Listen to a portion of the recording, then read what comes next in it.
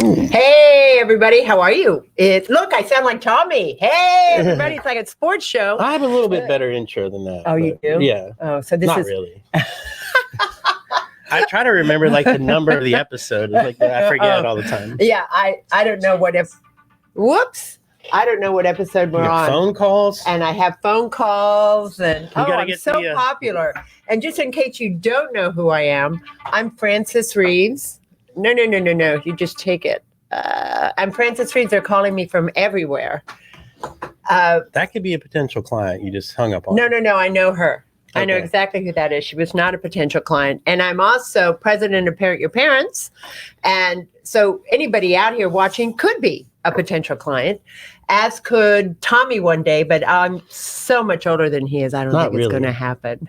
What, like 5 years? Well, not quite 5, a little more than 5. Right. But you know, my mom taught me that you never ask a woman her age. That's your mother. Her weight. Yeah. She is. You should guess. Yeah. Big, small. Yeah. Or just call them tiny. Petite. Yeah, petite. Because I'm 5'10". Everybody always says, "Oh, she's such a big girl," and I hate that. It's like, that's not nice. Big girls are 5'10". Yeah. Well, big girls do cry. Yeah. Do they? Yeah, they do. I try not to make them cry. When they're called big. Oh, right. Especially when they're called big. And Tommy is nice enough to sit in because Michael Miller, who usually sits here with me, has decided that delivering pizza to his employees is much more fulfilling work. And honestly, I think he's right. I don't even understand that. No. I'm enjoying this already. I think he's absolutely right. It is fulfilling to feed people, to go out and do good works. Right. But these aren't like homeless people. These are people that are like true. In there in the office, like eating like pastelitos. He pays anyway. Yeah. They draw a salary. Right. They do charge for the snack machine though. Oh, they do. I don't think that's not do very nice. No. And Michael, I don't draw a salary. I just thought should I point it out now? Yeah. Yeah, you need some kind of, at least like a stipend. A stipend, yeah. I mean, what else do I'm here once a month. Yeah. At a minimum. I mean, a couple $1,000. Yeah. Oh, I'm sure he'd go for that. Yeah. I mean, that's only going to pay for like makeup and perfume. Yes. Well, and the odd dress, especially if I'm in Armani. Right. You know, Ted Baker, not so much, but Armani or Chanel. Oh my God, Chanel is $5,000. Right. Yeah. Or Coach.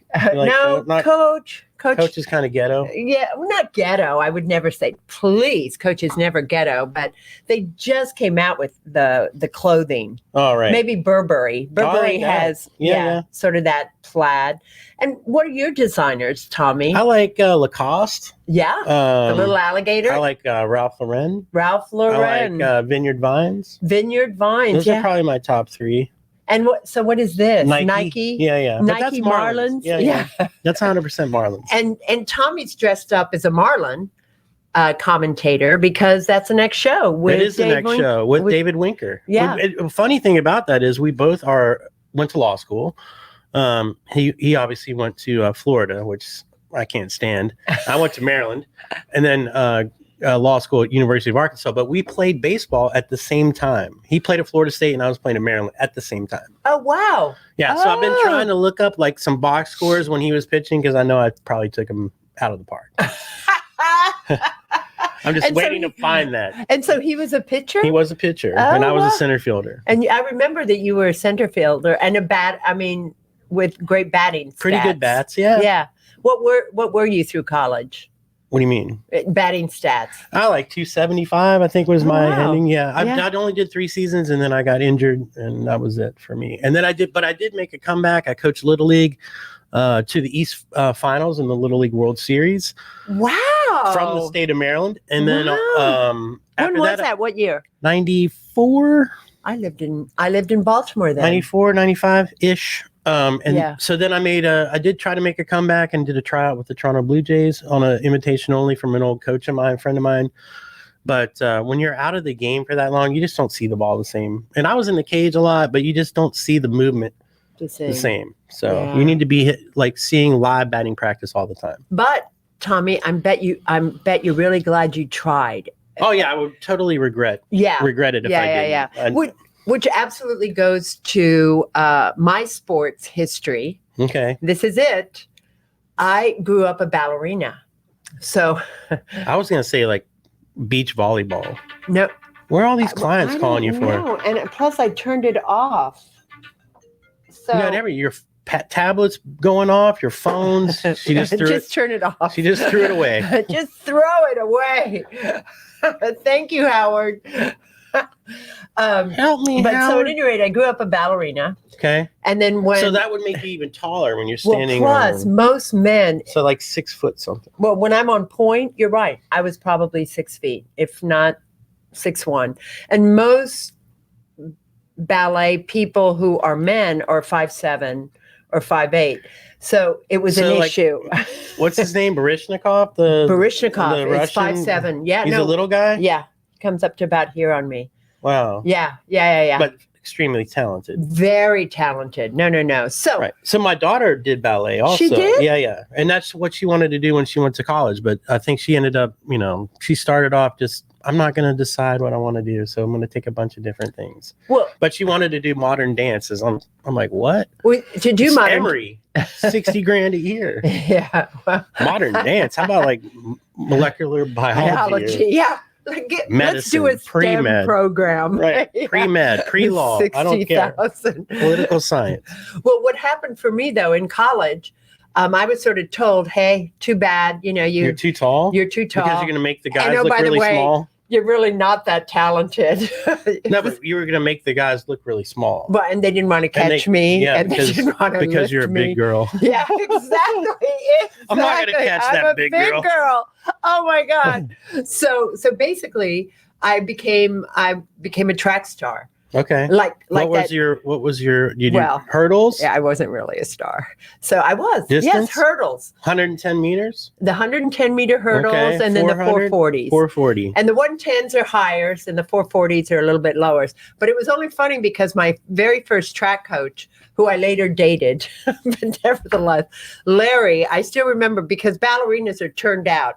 So, you sort of walk, let me get over here. So you like walk a little like a duck. Yeah. So I would go over the high hurdles as if I were doing a grand jeté, ta-da! Right. And then I'd land. And that's probably what attracted the track coach to you. Maybe so. Right. Didn't think of it. You know who else I dated from my track days? No. Jimmy Pearsall, who was the Fear Strikes Out guy. He apparently was a baseball player who had a nervous breakdown. And then he came back and he wrote a book and they made a movie. And the book was called Fear Strikes Out. And then for me, it was great because, of course, I have no idea how old. You're the reason he had a nervous breakdown? No, I found it. First of all, when he came over to me on the track when I was working out, I had no idea who this man was. He was working out with our baseball team. And I had no idea who he was. And he said to me, do you know who I am? I said, no. And he said, I'm Jimmy Pearsall. And I said, okay. And he said, the Fear Strikes Out guy. I said, how did that happen? He goes, you don't know who I am? Oh, wow. And then you actually dated the guy? Yeah, but here's why. I got to go to... You read the book? No, I had to read the book. But then I got to go, he did all the announcing for whatever the name of the team is in Arlington, the baseball team. Texas Rangers? That's it, the Texas Rangers. And so I got to meet all the baseball players. I got to sit in the front seat. The girlfriend section and the wife section. And I got to... Finally, the actual co-host has arrived. I know. And I was just telling, we weren't talking about anything deep at all. We were talking about me dating Jimmy Pearsall, Michael. Pretty much. Do you know Jimmy Pearsall? No, but I'm sure I'm about to get a lesson. Here you go. I'm gonna wonderful talking to you as always. Well, wait, let's hold hands. Let's do it. We can now. Yeah. COVID free. Yeah, COVID free. There we go. Should we kiss? I don't know. I do have a date later. Oh my goodness. On camera. Luckily, we're recording this and I can delete that segment. No deletions. We have food over there for the hungry, including for the Miss hungry. Francis. How are you? Hey. Nice to see you. It's great to see you. So do you want to talk about the quotes, or do you want me to Yes, talk? absolutely. So let's talk about the first quote there. The first quote is, "The best way out is always through." I sent these quotes yesterday to Michael because I thought they were quotes that were pertinent to COVID-19 and what we've been through. Because when you and I first met, neither one of us had the vaccine. Talk about fear strikes out. Yes. So when it first started, I said, where's Rip Van Winkle? Why don't we just go to sleep, right, and then wake up? And then after a couple of weeks, said, no, I want to see how we do through it, and specifically how I interact with this whole process. Right. And it's really been extraordinary. And you grew, Michael. Yes. Yeah, Miami Community News has grown. You not only print all these newspapers, you now have streaming services. We have 2.5 studios right now. One in the back. We're going to go back there maybe next month. I wore white today because I thought we might be where all the books were.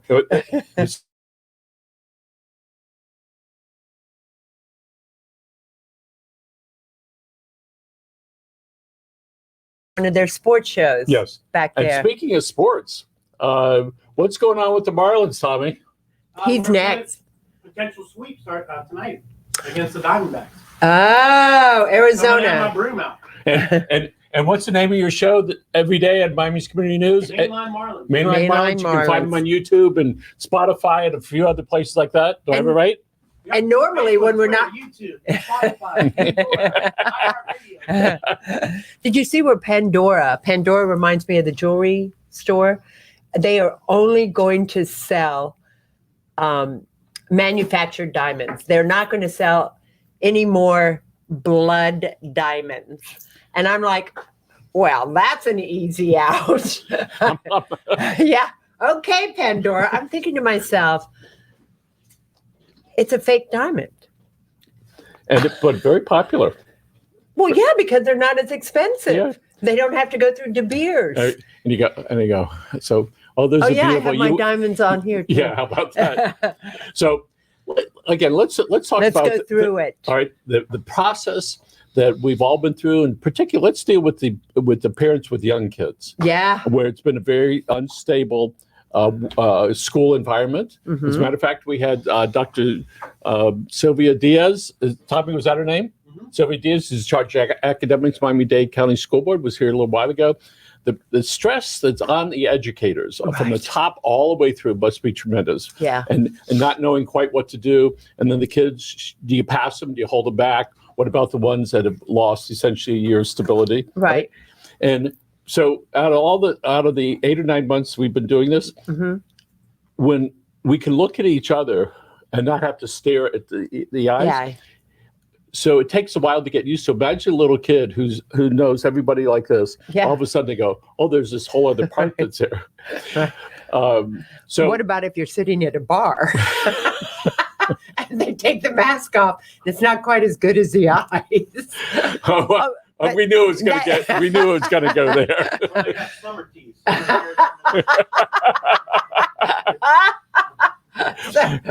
But right. Back to the children. Right. Sorry. That's all right. So back to the kids. All right.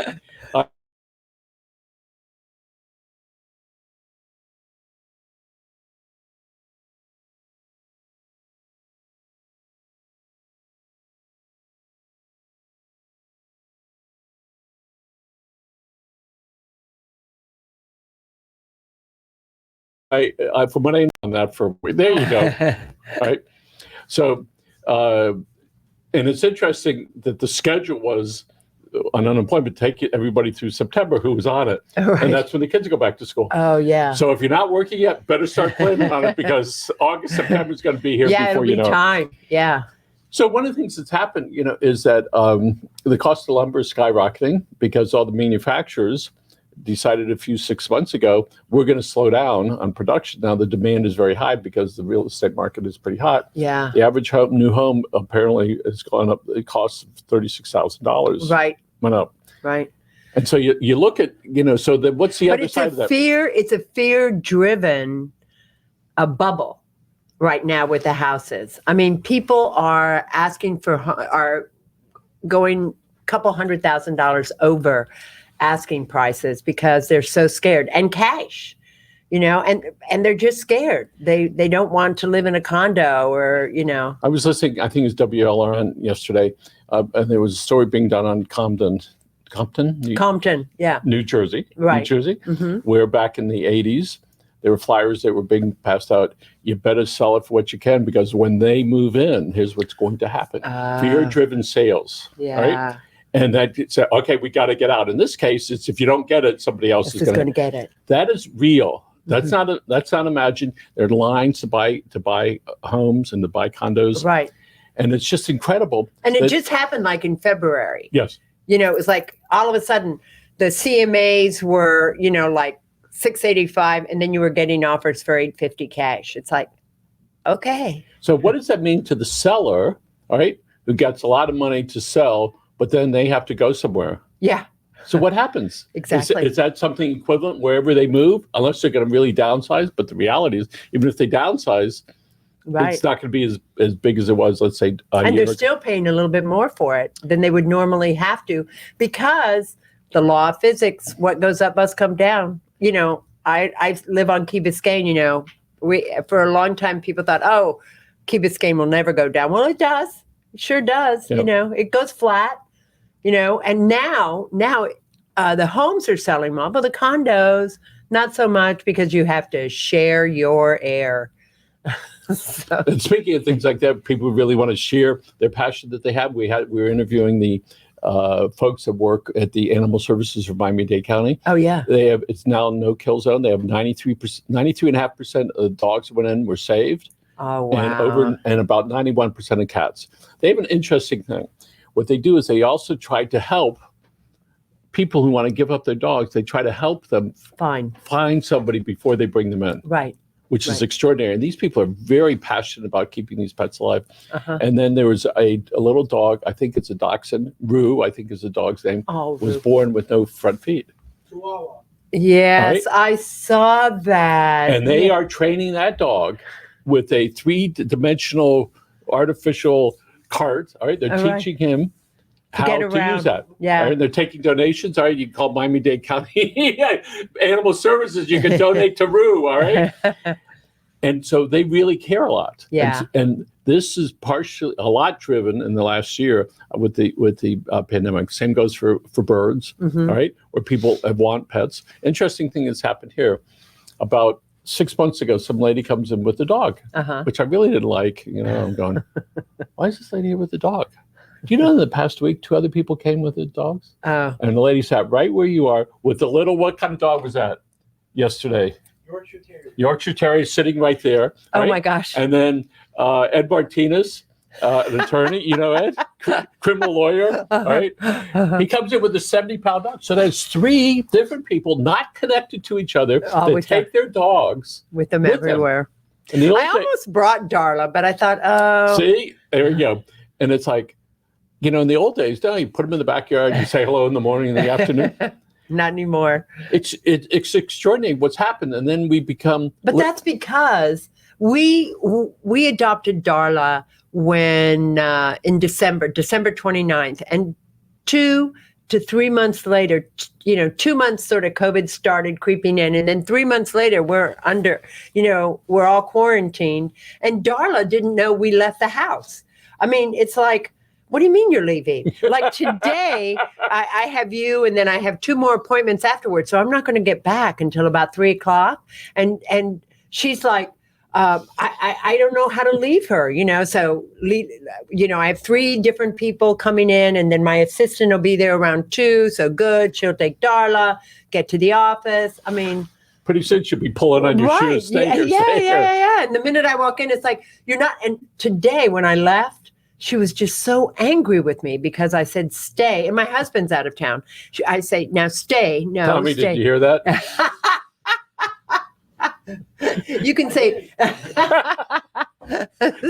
look at Tommy. Howard's going, oh my goodness, what is going on? It's like this all the time. That's why I bring poetry, because it takes us out of the gutter for a minute. So we're a year older. Now. We are a year older. Yeah. Right? Yeah. A year closer to Medicare. Medicare, yes. Yes. All right, so ParentYourParents.com. People can go there. They can find out all about you and the things that you're working on. Right. So inquiring minds do want to know about a 2-minute warning. What's going on with that? Gosh, expose? It's so exciting. I have 2 agents.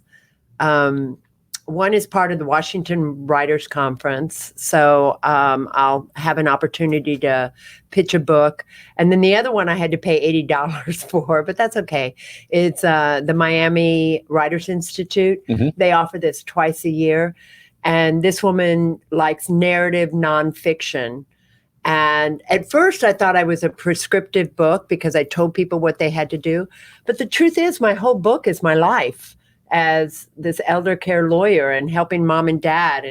And in fact, yesterday I had a phone call from one of my articles that they read in the Miami Community News at a car dealership. Perfect. Yeah. And he said, I don't think it was, he thought he was related to one of the folks in there. And, whether he was or not makes no difference. The bottom line is it could have been anybody. And that's the issue. You think you're related to somebody, but all these stories I tell could be anybody often. Everybody thinks that the scams, as you know, Michael, I've said this a million times, everybody thinks the scams are people calling up and asking for $1 million. It's not that at all. It's your doctors and your lawyers and your insurance companies. Those are your scams. They send you, my girlfriend's mother died of COVID because she was in her 90s. She went in for hip surgery. And then after hip surgery, they sent her to rehab. Why would you send a 90-year-old to rehab? I went to rehab to visit one of my clients up in North Miami. They still make me do the 15-minute test for COVID, which of course was negative, even though I had my little vaccine card and everything. But all that means to me is that they're still having COVID in that rehab center. So, okay, so why are you sending patients to rehab centers? Yeah, and the system, the way it's set up, there's lots of folks that don't like it. My aunt, by the way, she's deteriorating. Yeah, this is the one who gave away all her money. No. This is another one. Yeah, and so now she can barely talk. All right. Oh. And it's really sad. It's really sad. But she made a decision with her adult children. I want to stay here. I don't want to go to a nursing home. Yeah. And so she's just at her house where she's lived for 40 years. Right. And she said, this is it. Yeah. Right. And it just is what it is. Right. And she understands, she can communicate a little bit, just a little bit. Yeah. And then, she has a DNR, do not resuscitate on the door. And it's like, that's it. Yeah. Right? And all the things she needed to take care of are taken care of. Yeah. Right? And it's just something that we have to do. Right. And how does that make you feel, Michael, watching her? Terrible. Yeah. It's just like, oh my goodness. And I made sure a couple of years ago that I didn't erase a lot of the voice messages that she left me, so I can go back and listen to it. And anytime, and I look back, and it went from communicating like this to, over a period of 6 months, it got less. And then the next 6 months, it was really less. Then a year ago, right? But pre-COVID, a year and a quarter ago, it was fine. And now a year later. The isolation. Yep. And she's been up there, and that's just the way that that is. No, the isolation has been really hard. It's been hard on children, and it's been hard on elders.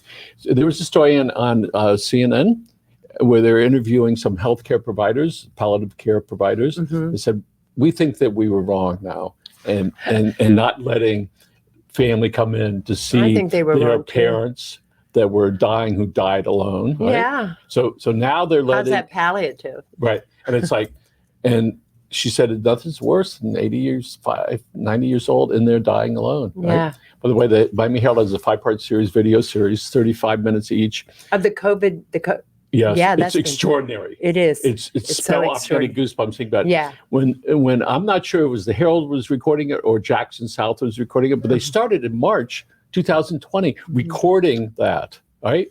And when you realize not only is it fresh, but it's local. It's local. And you see the impact that it has, where the nurses and the doctors and the families, everybody squabbling with each other. And do you have it? Did you give it to me? Did I get it from you? All this stuff, living apart from the families.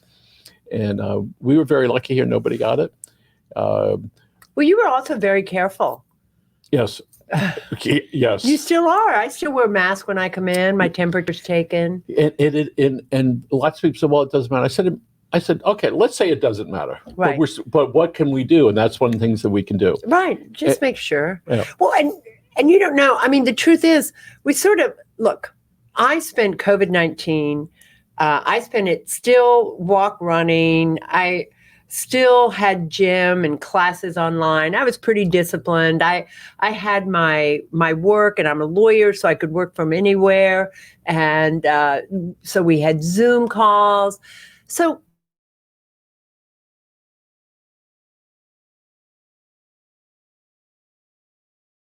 I have winter here. So, the problem was I got wet. So there were no kind of thing. There was a great story. Folks in Coconut Grove area, but koi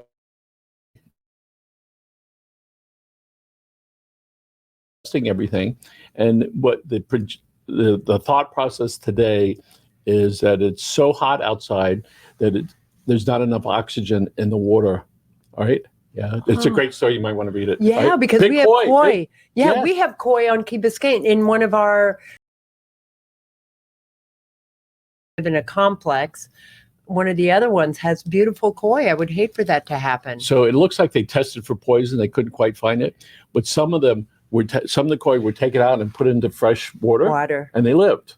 So there was something that was there. At first, they didn't quite imply that it was poison, but there's too many homes that was having the same problem. Right. Great story about our environment. Yeah. And by the way, so how are the beaches over there on Key Biscayne? Oh my gosh, they're so crowded. So crowded.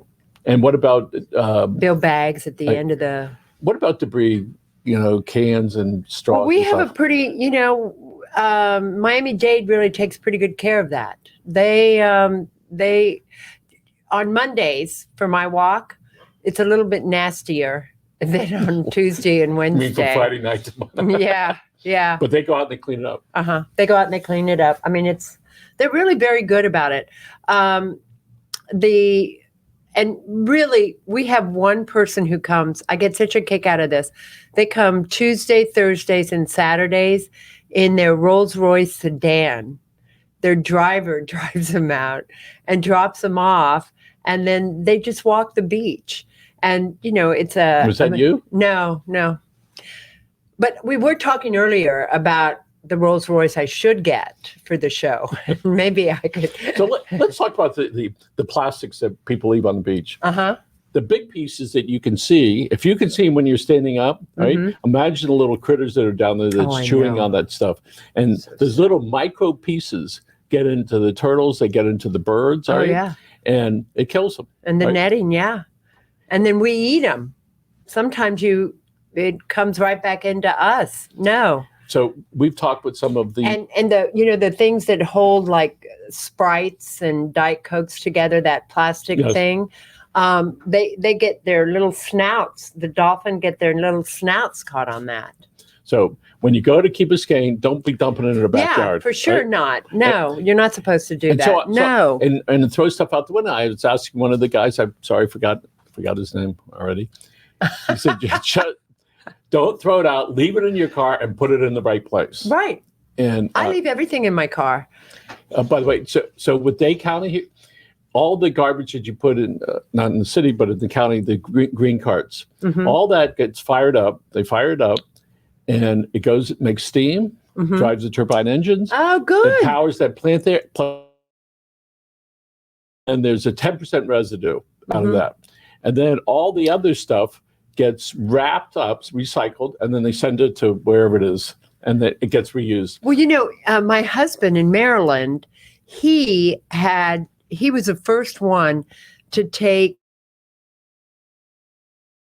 They powered the county prison, the Prince George's County Prison, from the energy from the landfill.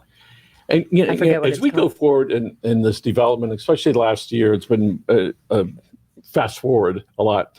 There's a lot more talk about the big automakers starting to create electric cars. It's electric. Yes. So obviously we're going to need a lot of power stations. Right. I'm trying to understand how this is going to work. So in 10 years or less, there are going to be a lot more cars out there that are powered.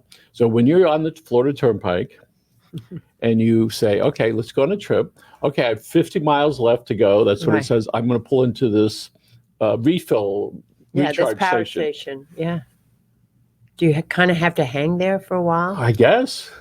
So it'll be a great place for those Starbucks and all those grocery stores that are in those. We know you're going to be here for 30 minutes, not for the 5 minutes to put the gas in your car. Exactly. So that's going to be a totally different way that we look at that. Strip joints. I left it running. What's the difference? Fine dining. My son lives in a building downtown. When he downtown Miami. Yes. So when he drives in the valet, if it needs it, they plug it in overnight. Oh wow, how nice! And I'm going, how nice is that? And they call him sir. So I think that's why he's. So it's going to. The more battery operated things we get, the more planning that we have to do. Right. No, it's true. And I'm thinking, all right, but so for impulsive people, they go, I got 12 miles left at my gas tank. I'll stop at that gas station. So there could be people hanging out. Yeah, I hadn't thought of that, Michael, but you're absolutely right.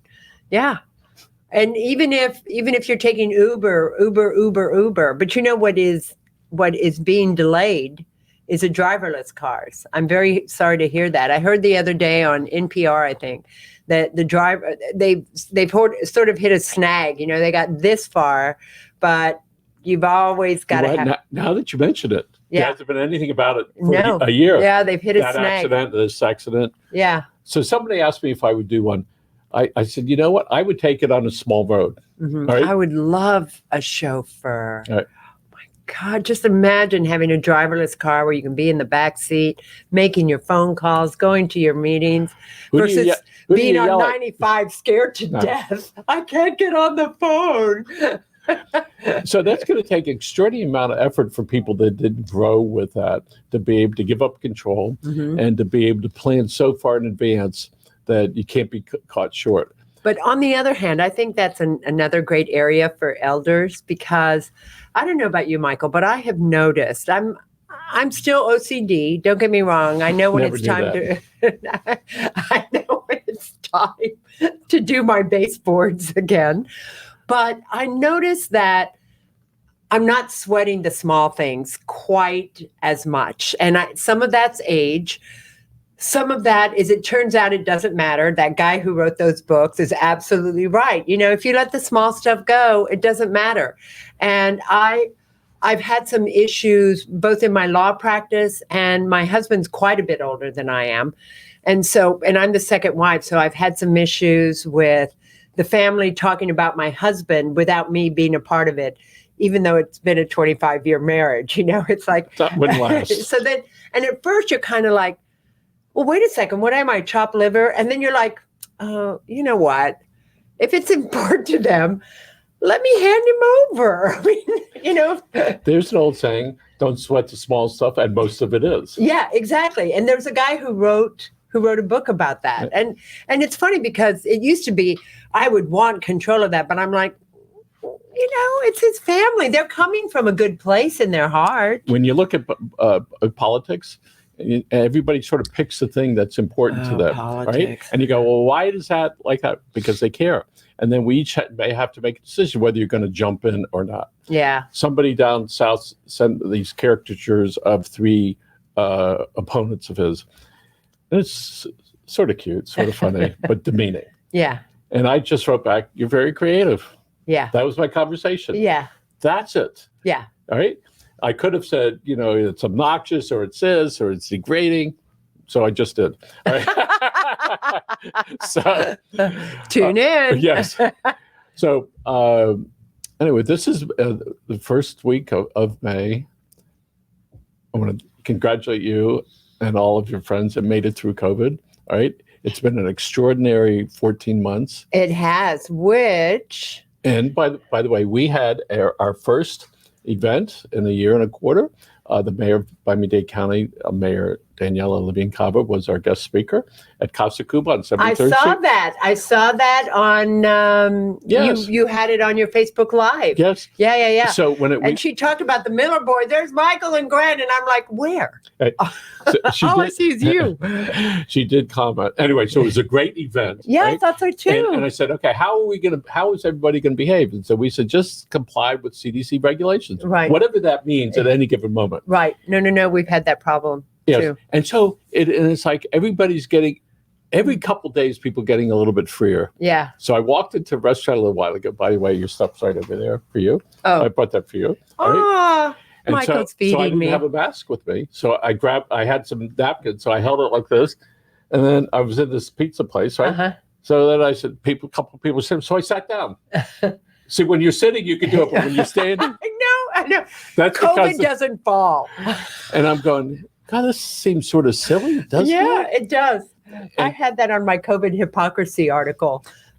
So, Or when people start talking louder in meetings, this happened. I was at a meeting on Key Biscayne, and one guy ripped off his mask so he could be heard. I'm like, you're spewing further.